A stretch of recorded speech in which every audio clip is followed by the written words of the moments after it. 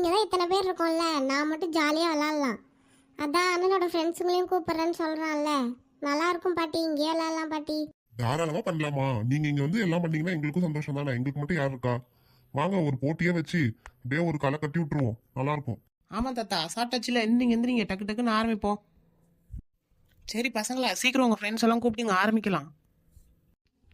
டேய் சதீஷ், நீயும் நம்ம ஃப்ரெண்ட்ஸ் எல்லாம் கூட்டிட்டு வாங்கடா, எங்கள் தாத்தா வீடு இருக்குல்ல, அங்கே வந்துருங்க. என்னடா வந்துருவானுங்களா? அதெல்லாம் வந்துருவாங்க சித்தி.